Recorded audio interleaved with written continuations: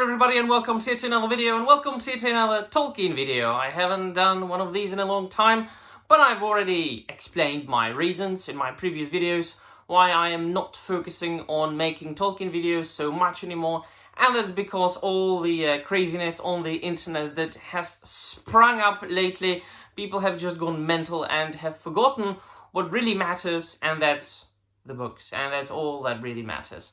No adaptations really do matter. Nothing that anybody says on the internet, no fan group like theonering.net, no influencer, it's just all irrelevant. And but I think that it has been enough time since the release of the War of the Rohirrim for me to say I was right once again. And I have made two videos of this sort already. I did them, I think, last year, where I just explained the lore behind the Helm Hammerhand and the story that they adapted into the War of the Rohirrim animation, and that and even if before it came out I was like, yes, they are going to take that one character unnamed in the book in the appendices to the Lord of the Rings, and it's Appendix A, by the way, which is the daughter of Helm Hammerhand, and they're going to make a movie about her, which is what the Rings of Power did, didn't it?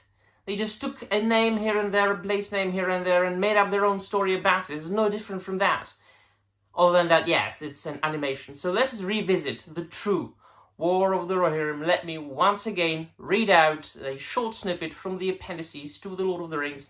Appendix A, from the subsection that is in this particular edition. It starts on the page 1397, because it starts counting in Fellowship of the Ring, and then the counting continues. This book starts with page 900 and something. It's strange, but it's a subsection called the House of Eorl. Let us begin then, and you can tell me if there are any differences between the source material and the adaptation. Of the kings of the Mark between Eorl and Theoden, most is said of Helm Hammerhand. He was a grim man of great strength. There was at that time a man called Freka, who claimed descent from King Freawine, though he had, men said, much Dunlandish blood, and was dark-haired. He grew rich and powerful, having wide lands on either side of the Adorn.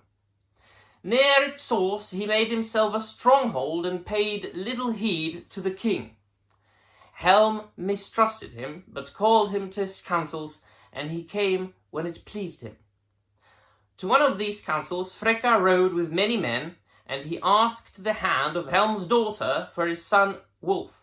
But Helm said, "You have grown big since you were asked here, but it is mostly fat, I guess," and the men laughed at that, for Freka was wide in the belt. Then Freka fell in a rage and reviled the king, and said this at the last, "Old kings that refuse a preferred staff may fall on their knees. Helm answered, "Come, the marriage of your son is a trifle. Let Helm and Freka deal with it later. Meanwhile, the king and his council have matters of moment to consider." When the council was over, Helm stood up and laid his great hand on Freka's shoulder, saying, "The king does not permit brawls in his house, but men are freer outside," and he forced Freka to walk before him out from Edoras into the field. To Freka's men that came up, he said, "Be off! We need no hearers. We are going to speak of a private matter alone. Go and talk to my men." And they looked and saw that the king's men and his friends far outnumbered them, and they drew back. "Now, Dunlanding," said the king, "you have only Helm to deal with, alone and unarmed. But you have said much already, and it is my turn to speak. Freka, your folly has grown with your belly. You talk of a staff. If Helm dislikes a crooked staff that is thrust on him, he breaks it. So, with that he smote Freka such a blow with his fist that he fell back stunned, and died soon after. Helm then proclaimed Freka's son a near kin the king's enemies, and they fled. For at once Helm sent many men riding to the west marches. 4 years later, 2758, great troubles came to Rohan, and no help could be sent from Gondor, for 3 fleets of the Corsairs attacked it, and there was war on all its coasts. At the same time, Rohan was again invaded from the east, and the Dunlandings, seeing their chance, came over the Isen, and down from Isengard. It was soon known that Wulf was their leader.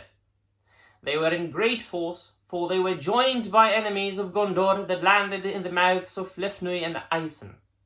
The Rohirrim were defeated, and the land was overrun. And those who were not slain or enslaved fled to the dales of the mountains.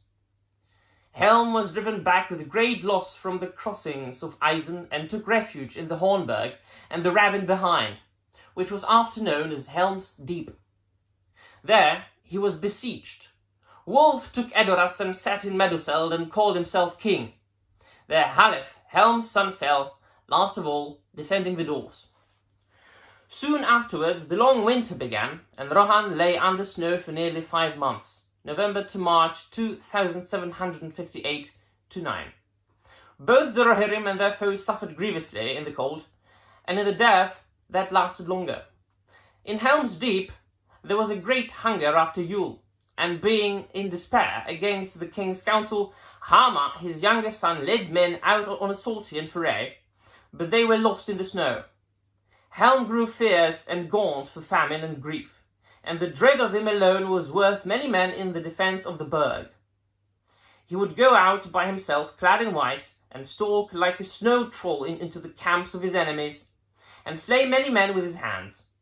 It was believed that if he bore no weapon would bite on him. The Dunlanding said that if he could find no food, he ate men. That tale lasted long in Dunland. Helm had a great horn, and soon it was marked that before he sallied forth, he would blow a blast upon it that echoed in the deep. And then so great a fear fell on his enemies that instead of gathering to take him or kill him, they fled away down the Coombe. One night men heard the horn blowing, but Helm did not return. In the morning there came a sun-gleam, the first for long days, and they saw a white figure standing still on the dyke, alone, for none of the Dunlandings dared come near. There stood Helm, dead as a stone, but his knees were unbent. Yet men said that the horn was still heard at times in the deep, and the wraith of Helm would walk among the foes of Rohan and kill men with fear. Soon after the winter broke. Then Frealaf, son of Hild, Helm's sister, came down of Dunharrow, to which many had fled. And with a small company of desperate men he surprised Wulf in Meduseld and slew him, and regained Edoras. There were great floods after the snows, and the Vale of Entwash became a vast fen. The eastern invaders perished or withdrew, and there came help at last from Gondor, by the roads both east and west of the mountains. Before the year 2759 was ended, the Dunlandings were driven out, even from Isengard, and then Frealaf became king. Helm was brought from the Hornburg and laid in the 9th mound. Ever after, the white Simbelmune grew there most thickly, so that the mound seemed to be snow-clad. When Frealaf died, a new line of mounds was begun. And so you might say what you like, and that they basically did like the outline of the story, only all the characters were a bit different, and the main focus was on that one daughter that was supposed to get married but didn't. And I say, yeah, I mean, isn't this better?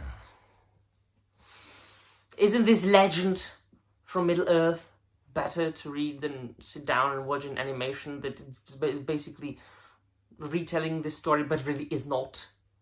And if I want to enjoy an anime story, and I'm all for anime, don't get me wrong, I would rather go and rewatch some of Miyazaki's animated films, which are the best anime can provide.